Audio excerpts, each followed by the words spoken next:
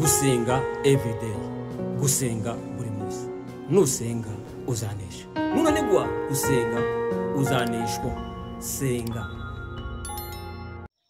Reka nagusuhuze inshuti ya gusenga everyday, nizere kuri amahoro. Nimba uri mu bibazo wihangane ukomere, ibihe bizahinduka. Nko bisanzwe muri kumwe na Jewe Edouard Manirakiza, twakira inshuti zacu ziri mu Rwanda, abari mu Burundi, abari mu biyaga bigari bumva Ikirundi n'Ikinyarwanda, twakira abantu muri Aziya, muri Europe, Australia, Amerika, tubashimira kubana natwe ku manywa na nijoro. Nkuko mubona kuri kamera gusenga everyday, turi kumwe na Dr. Pasiteri. Mwaramutse neza. Waramutse ute? Turakomeye, turi bazima. Imana iguhe cyane kwitabira ubutumire bwa gusenga everyday. Uyu munsi ndatekereza ko ugeze ku ngingo igira 10 ubushize watuganirijeho ko gakiza n'imirimo, agakiza n'ubuyobe. Kaze. Turabashimiye muri aka kanya, tugiye gukomeza inyigisho zacu. Tugeze ku ngingo ya 10. Twasobanuye umunsi w'ejo bundi agakiza n'ubuyobe. Ubu tugeze noneho ku mutekano w'agakiza. Umutekano w'agakiza ni ukuvuga ngo mu bitekerezo by'abizera hari abavuga ko iyo umuntu akijijwe aba akijijwe burundu, adashobora gutandukana n'agakiza, kuko tugahererwa ubuntu kandi tukagahabwa nta mirimo dukoze. Abandi bakavuga ati agakiza ni byiza koko, ni ubuntu, ariko twari dukwiriye kugakorera. Tugiye kureba rero abagabo babiri. Umwe witwa Yohana Calvin w'Umufaransa, wavutse 1509 apfa 1564 nyuma ya Yesu. Tumugereranye n'Umuholande umwe witwa Arminius, wavutse 1560 agapfa 1609. Abo bagabo bombi babyumvise mu buryo butandukanye. Umwe aravuga ati nta utagakiza, iyo wakijijwe ni burundu, wakora ibyo ushaka kuko wakiza wagahera ubuntu utanaguze.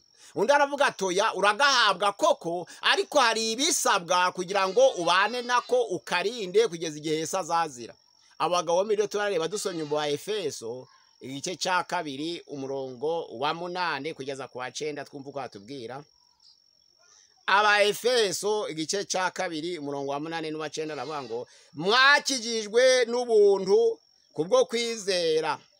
Ntibyavuye kuri mwe, ahubwo ni impano y'Imana. Ntibyavuye no ku mirimo kugira ngo hatagira umuntu wirarira.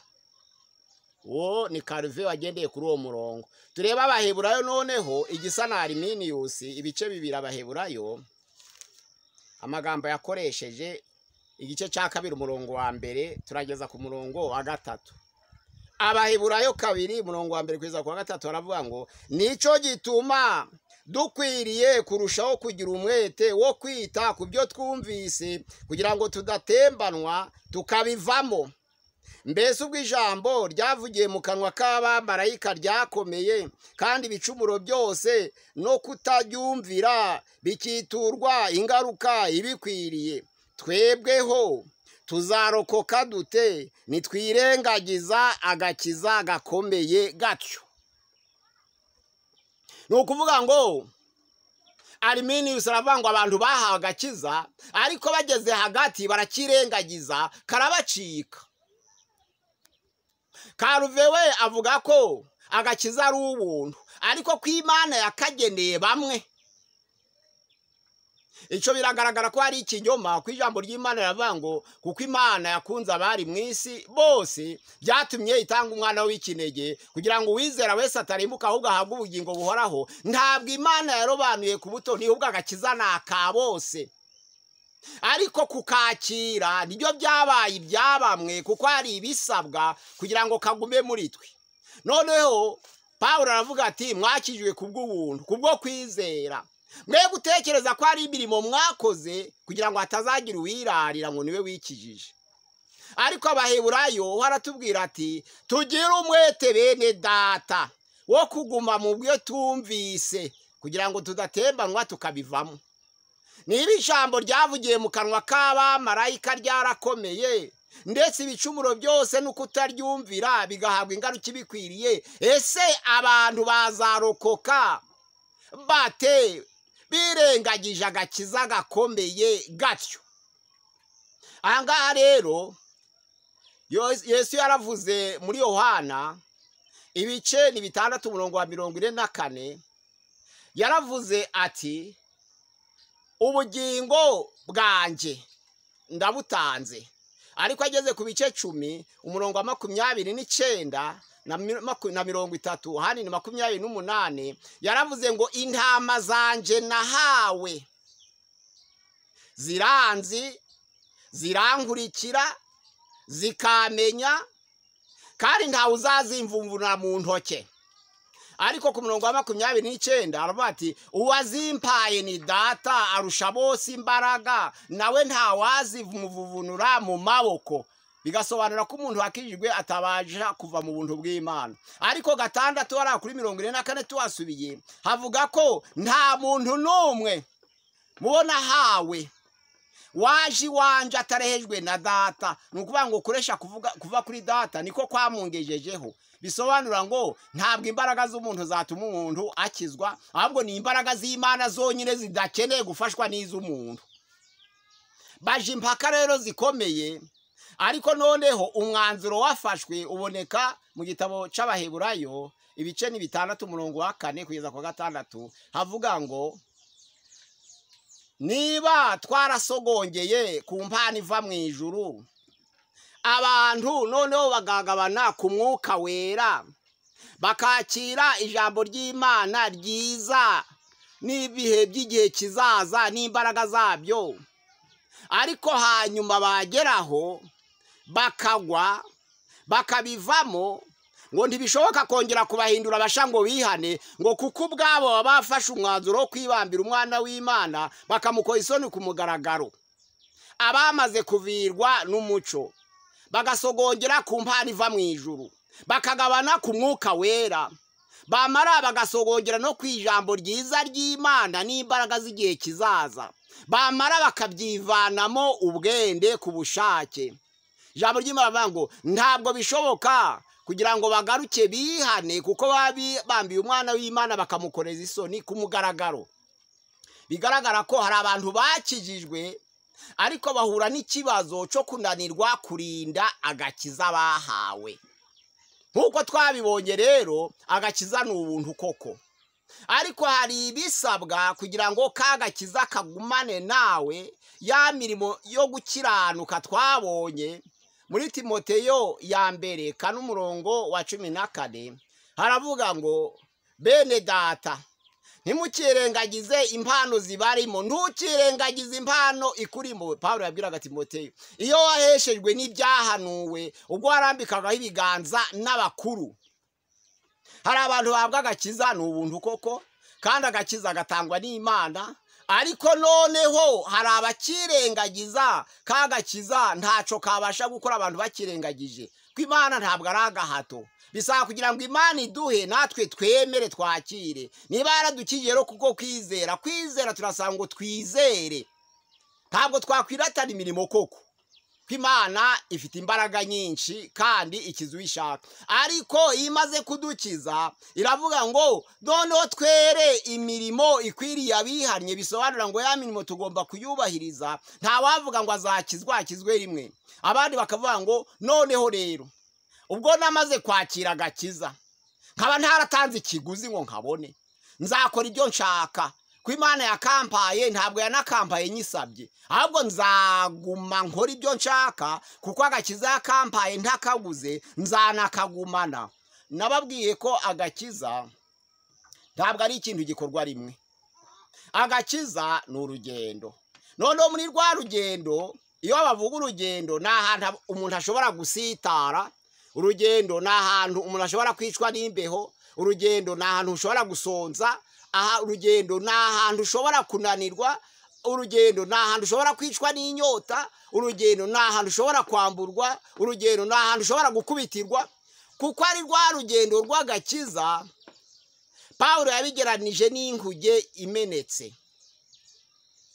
Karuvera avuze ngo iyo umuntu ari mu nkuge akaba yicayemo, umwerekeza arayobora. Abari mu nkuge rero, kuko haba harimo amaresitora n'amatuwarete n'amasoko, bakora icyo bashaka. N'abarwaniye mu nkuge, ukubise undi hasi amukubita mu nkuge. Ya ntumbi inkuge irayijyana ikazayigeza kuri lieu de destination, uvuga ngo yigiye wa muntu kugeza igihe bamushingura. Niko Karuve yatekereje. Abantu binjira mu nkuge, umwerekeza akayobora. Yamara kuyobora ibikoreye mu nkuge byose, inkuge irabiyobora ikabigeza yigiye. Ariko Pawulo avuga ibya Humenayo na Fileto, kuko bavuye mu byizerwa, babwiriza ko umuzuko warangije kubaho, bakubika kwizera kwa benshi. Ari ijambo ry'Imana avuga ngo nyamara urufatiro rw'Uwiteka ruracahagaze ngo Uwiteka azabe. Ariko kuri Humenayo na Alexandre bo baretse umutima uticira urubanza. Niko Pawulo avuga ngo bamwe baretse uwo mutima, Timoteyo ya mbere igice cya mbere umurongo wa 19, noneho babivamo ngo bahinduka nk'inkuge imenetse. Pawulo avuga ko noneho niyo abantu bari mu nkuge, umwerekeza akajyana imbere, abantu bakarwana, umwerekeza akabajyana bose. Ariko hari igihe ya nkuge igera hagati mu nyanja igahura n'intaza, n'ibuye riri mu mazi rikomeye. Noneho rero ya nkuge yahura n'intaza, n'ibuye rikomeye ritabasha kunyiganyiga, rya buye rikayimena. Na nizo mpamvu iyi nkuge imenetse, imbaho ziratatana n'ibyuma. Abazi koga bakagendera ku mbaho, abandi bakagendera ku biti, abandi bakagenda uko bazi koga ku byo bafite, bakazarinda kugera noneho ku nkombe y'uruzi. Bamwe bakibira kuko batazi koga, abandi bakibira kuko urugendo rubaye rurerure. Pawulo ageze noneho hakurya ku nkombe, arebye inyuma abona bamwe baribiye, abandi baracoga bagendera ku mbaho. None aravuga ngo Humenayo na Alexandre abo ngo basubiye inyuma, bareka wa mutima uticira urubanza, bahinduka nk'inkuge imenetse. Bisobanura ngo inkuge ishobora gufata urugendo ariko igahura n'ibuye. Niko kagakiza natwe twahawe. Muri uru rugendo rero bagenda ugahura n'abantu bagusitaza, ugahura n'ibigeragezo, n'intege z'umubiri ubwawe zigashobora kugusubiza inyuma. Ushobora kubona abashitsi bakagutungura ari benshi, ukababara ukabakira kubwo kubura ukugira, ariko imbere uba waguye mu mutima. Ushobora kunegura mugenzi wawe. Abantu bashobora gukora umurimo w'Imana bangana, kandi ikintu kimunga ubugingo kirusha ibindi ni ukwangana bukora umurimo w'Imana. Ibyo byose bimunga ubugingo, waba unakijijwe bigashira bikavamo, ugahinduka umupagani nk'abandi. Na nizo mpamvu Pawulo yavuze, wanditse Abaheburayo yaravuze ngo nitwirengagiza agakiza gakomeye gatyo twarokoka dute? Ntabwo bishoboka rero ko uwo muntu warangije gusogongera ku byo ijambo ry'Imana akagabana ku mwuka wera, noneho agasogongera ijambo ryiza n'imbaraga zayo, noneho amara akabyivanamo atari Imana ibimukuyemo ahubwo ubushake bwe. Ntabwo bishoboka ngo agaruke yihane, kuko ubwe yatekereje kwibambira umwana w'Imana akamukora isoni ku mugaragaro. Na nizo mpamvu Abaheburayo 10:26 haravuga ngo uwakoraga icyaha muri Ansiyete Isama yaterwaga amabuye, abantu 2 cyangwa 3 bamushinja, bakamutera amabuye kugeza igihe avira mu muka, uwo ngo agapfa akava mu bantu.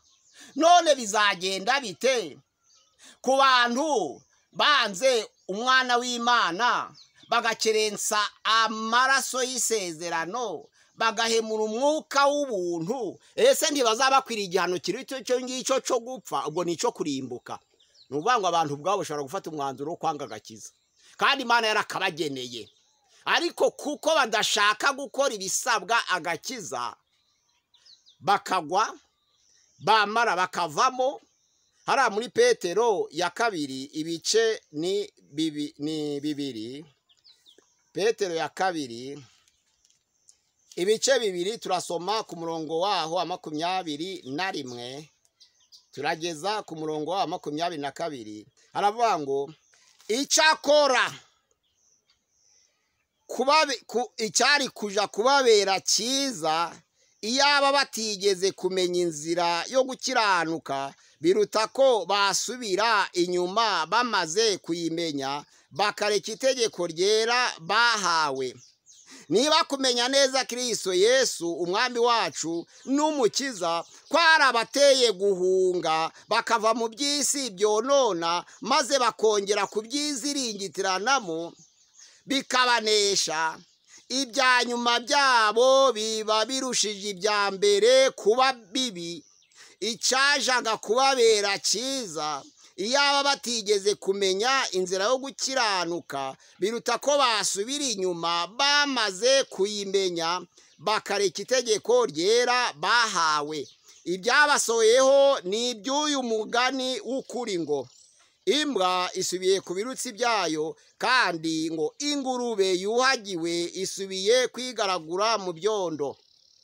Abantu barakizwa bakakira umwuka wera bawuherewe ubuntu, ariko bamara ngo bakongera bakigaragura mu byondo. Twakiriye Yesu kuko twari tumaze kurokoka iby'iyi si, tumaze kubitera umugongo byonona, ariko noneho hanyuma abantu bya bindi baretse barongera ngo babyizingitiranamo.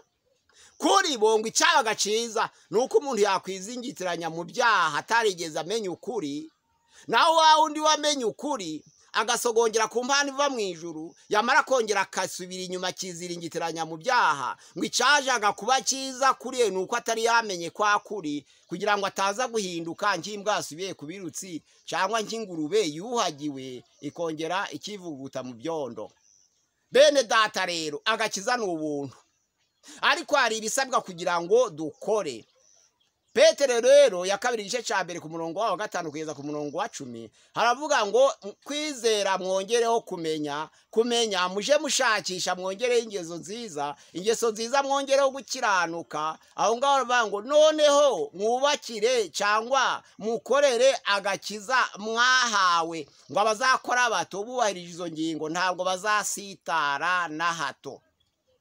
Gusitara byo bihoraho, kandi muri uru rugendo rw'agakiza abantu bagwa buri munsi.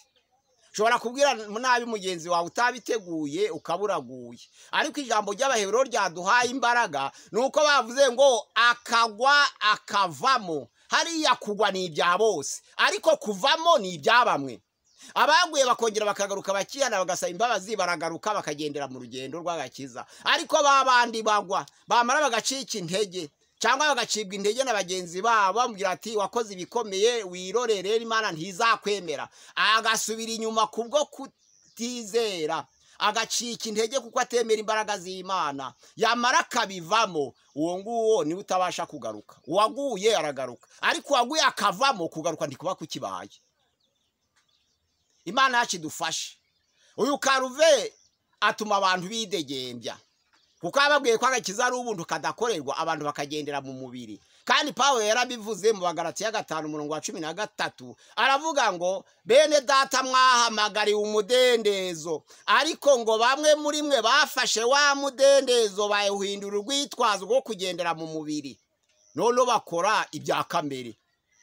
Icyo gihe rero abo ngabo ntabwo baba abakristo, ahubwo abakristo ni babandi badafata umudendezo nk'urwitwazo. Noneho rero nibo za mbuto z'umwuka zigeraho, bakagira urukundo, bakagira ibyishimo, bakagira amahoro, bakagira kwihangana, noneho bakagira kugwa neza, ingeso nziza, gukiranuka, kwirinda. Ijambo ry'Imana rivuga ngo iyo bageze kuri urwo rwego rumeze rutyo, nuko baba bagize imirimo bakora ishigikira kagakiza bahawe. Abatarakoze imirimo myiza rero ni babandi birengagije kagakiza gakomeye, nubwo gakomeye ariko abantu baragatakaza.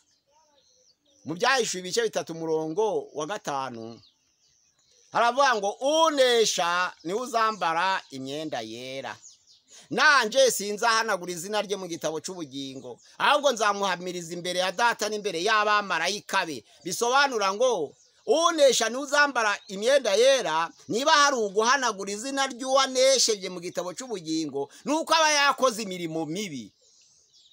Nizo mpamvu Byahishuwe 19 umurongo wa 7 haravuga ngo munezerwe mwishime, kuko ubukwe bw'umwana w'intama busohoye, kandi umugeni akaba yiteguye, azambikwa imyenda y'igitare, ariyo mirimo yo gukiranuka y'abera. Nuvuga ngo iyo udakoze imirimo yo gukiranuka ukijijwe ubivamo, uba warabivuyemo. Kuko igituma abantu bakizwa ni ukugira ngo bahinduke ibyaremwe bisha nk'uko twabonye. Kuba icyaremwe gisha, umwuka wera none agakorera imirimo myiza muri wowe. Ntiwavuga ngo narakijijwe ariko sinashobora gukora neza. Oya, uwakijijwe ahubwo bimuha inzira nziza yo gukora neza. Imana yacu idusange. Hari abapagani rero bagira imirimo myiza, abakintu babareba bakaba bati byibuze aho kugira ngo mbe umukristo bagito nakwibera nk'umupagani utanga. Ibyo nabyo ni icyemezo kibi kiri mu bugoryi, kuko umupagani agira neza ariko ntazi Imana. Uwo mupagani ugira neza atazi Imana rero hari ibimuranga bitaranga umukristo wamenye Imana. Ni ukuvuga ngo aratanga ariko akarangwa no kurambirwa, akarangwa no kunanirwa, kuko nta mbaraga z'Imana zikorera muri we. Agakora imirimo myiza y'igihe gito, iragera igihe runaka noneho yamara agacogora. Ariko umukristo kubw'imbaraga z'Imana, kubera imbuto y'umwuka yahawe yo kwihangana, ashobora kugira neza buri munsi ku gihe Yesu azagarukira. Ko ntabwo ijambo ry'Imana avuga ngo tugire neza rimwe. Oya, kuko abashaka ubwiza n'icubahiro Paulo yabaganiriyeho cyane, aravuga ngo babishakisha gukora neza ngo badacogora, Imana ikazabitura ubugingo buhoraho. Wa wundi ubasha gukora neza adacogora nuko yaba afite imbaraga z'umwuka wera zikorera muri we, n'atazifite yakora neza ariko igihe kikagera akarambirwa. Agakiza rero ni ubuntu nk'uko Calvin yavuze, ariko ijambo ry'Imana ritubwira ngo twe kwidegembya ngo kuko twakijijwe, kuko ntabwo dushobora kurokoka twarakirengagije.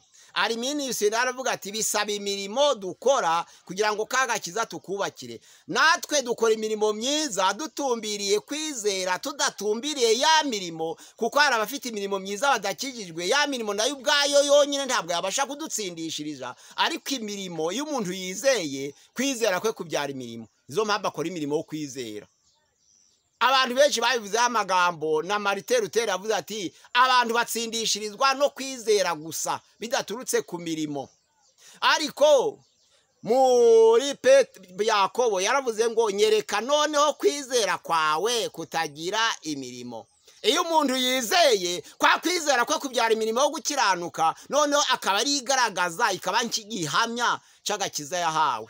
Imana yacu idusange umunsi wa none. Twe kwirengagiza agakiza twahawe, twe kwirengagiza impano twahawe. Igihe twarambikaga ibiganza n'abakuru, ya mpano igomba kubagarirwa, ya mpano igomba gukoreshwa kubera ikorana n'ubushake bw'umuntu.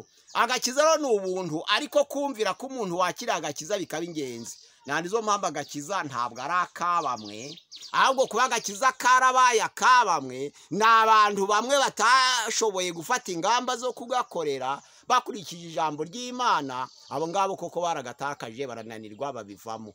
Nizo baba ngo nyabuna tugira umwete wo kuguma ku byo twumvise kugira ngo tutateraganwa tukabivamo. Icyatumye yandika mu magambo nuko hari ababivuyemo.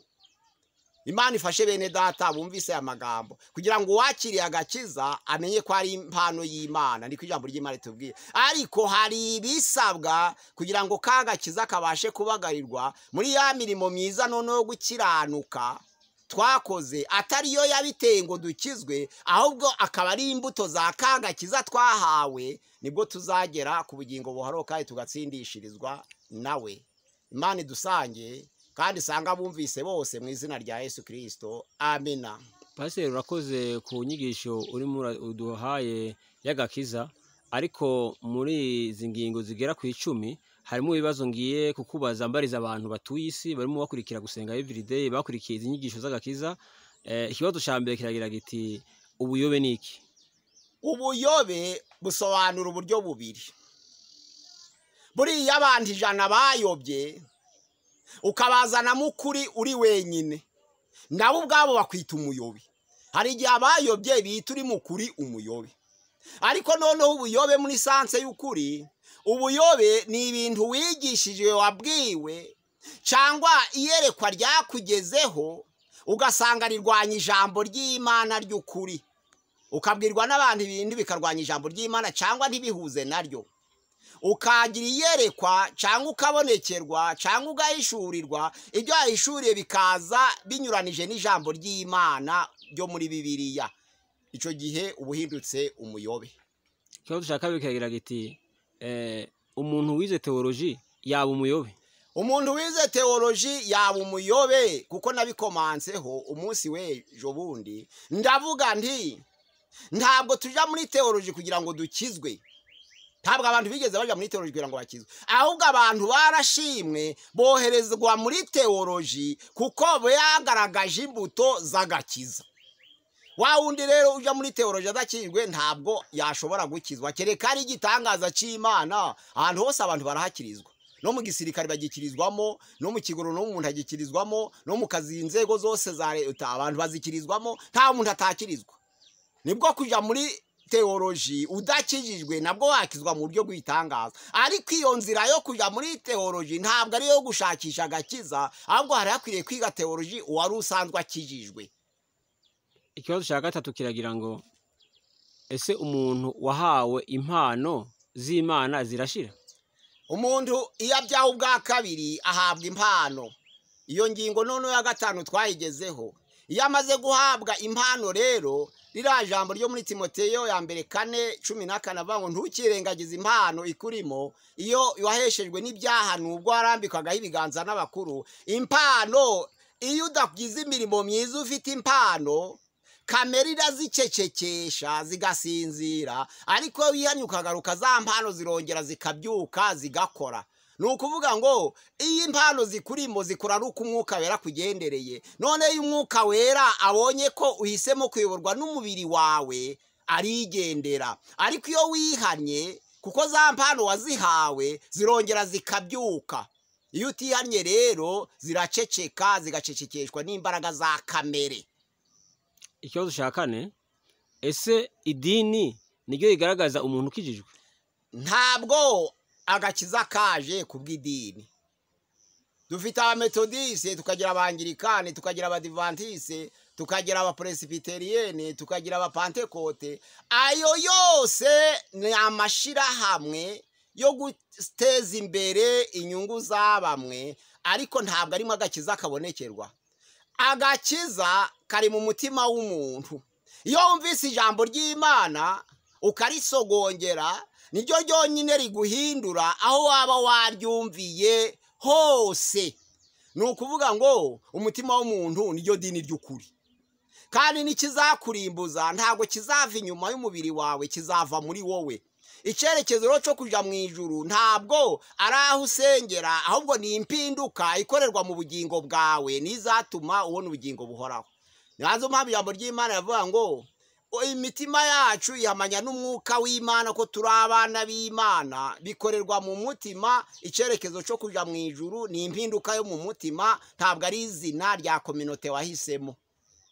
Ikibazo cya gatanu, niba imirimo myiza igaragaza ko umuntu akijijwe, umupagani ugira imirimo myiza twamwita iki? Umupagani ugira imirimo myiza ntabwo aba akijijwe, kuko imirimo ubwayo ntiyakiza. Tito yaravuze ngo igice cya 3:4 ngo nyamara kugira neza kw'Imana umukiza wacu bibonetse iradukiza, itabitewe n'imirimo yo gukiranuka twakoze, ahubwo kubw'imbabazi zayo. Ahubwo idukirisha kuhagirwa, niko kubyara ubwa kabiri, ikaduha guhindurwa basha ku mbaraga z'umwuka wera. Ukora imirimo myiza ari umupagani ntabwo yari yakira Yesu kugira ngo abone kuri za mbuto zo kwihangana. Ntabwo rero kuko atagira imbuto yo kwihangana, kandi imbuto ari imbuto z'umwuka zihabwa abakijijwe gusa, ntabwo yamugeraho. Yagera hagati akazarambirwa nubwo yabikora igihe kirekire, kuko abatazi Yesu wariwe. Ubundi Pawulo yaravuze ngo nubwo tujya gukora ibyiza ibi bikadutanga imbere, tukishimira amategeko y'Imana mu mitima yacu, ariko hakaba itegeko rindi ryo mu mibiri yacu rirwanya itegeko ry'Imana ritubuza gukora icyaha. Aravuga ati mbonye ishano, ninde uzankiza umubiri ntera urupfu? Aravuga ngo Imana ishimwe ku bwa Kristo uzajunkiza. Abakijijwe barwanirwa na Kristo, utazi Kristo ararwana ariko imbaraga ze zikananirwa. Ikibazo cya nyuma cya gatandatu, ko hariho bamwe bavuga yuko iyo umuntu yakiye Yesu n'umwami n'umukiza biba birangiye, hakabaho n'abavuga yuko agakiza umuntu agatakaza. Ese urabivuga hiki? Nibyo maze gusobanura, avuga ngo agakiza twagaherewe umuntu nka Karuve yavuze ngo iyo umuntu akijijwe abakijwe burundu yibagiwe ko yankuge yagonze ibuye nuvuga ngo ntiyibagiwe ko mu rugendo turimo kuko agakiza ari urugendo we yabifashe nk'aho umuntu akizwa rimwe une fois pour toutes oya agakiza ni processus ahubwo hari indirimbo ya 80 mu gushimisha ivuga ngo mpisemo guhora nkizwa ngashingwa mu gakiza ke umukristo ukuri mu gakiza ahora akizwa buri munsi nta muntu ukizwa rimwe wa undi nawe uvuga ngo nzatsindishizwa n'imiro sinzihana ngo menye Yesu wariwe agakora imirimo myiza agera hagati akananirwa kuko za mbuto z'umwuka zitamugeraho ngo zimuheshe kwihangana.